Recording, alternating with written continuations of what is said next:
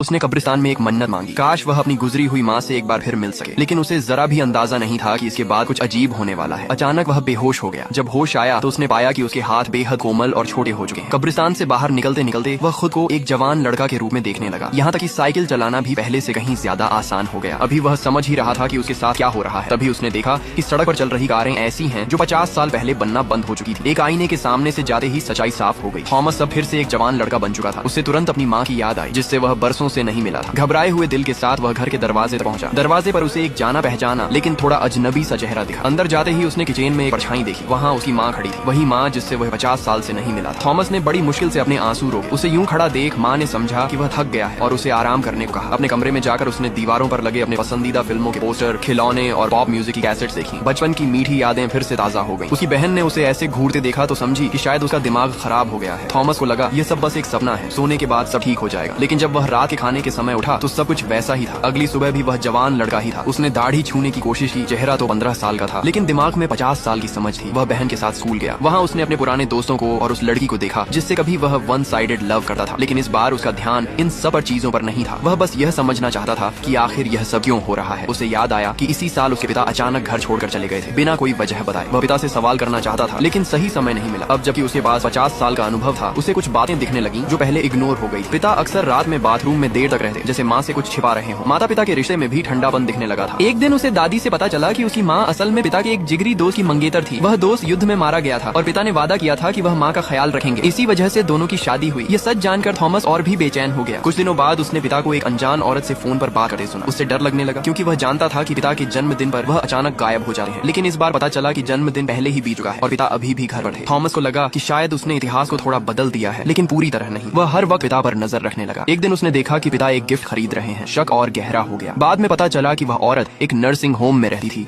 और पिता की बचपन की दोस्त थी जो गंभीर बीमारी से जूझ रही थी। पिता सिर्फ उससे आखिरी बार मिलने जाते थे। आखिरकार पिता ने थॉमस को सच बताया। उन्होंने जिंदगी हमेशा जिम्मेदारी में बिताई, कभी अपने लिए नहीं जिया। अब वह एक बार अपने लिए जीना चाहते थे। थॉमस चाहकर भी उन्हें रोक नहीं पाया। निराश होकर उसने माँ से कहा कि अब पिता का इंतजार न करें और आगे बढ़ें। टूटे हुए दिल के साथ वह फिर कब्रिस्तान गया। वहाँ उसने वही सफेद तितली देखी। उसकी ओर देखते देखते वह फिर बेहोश हो गया। जब आँख खुली तो वह फिर से वर्तमान में था। माँ की कब्र के सामने सब कुछ वैसा ही था। शायद वह सब एक सपना था। लौटे वक्त ट्रेन में एक बुजुर्ग आदमी उससे टकराया। थॉमस कुछ पल रुका, फिर आगे बढ़ गया। शायद सच यही है, कभी कभी हम अतीत में लौट भी जाएं तो भी कुछ बदल नहीं पाते।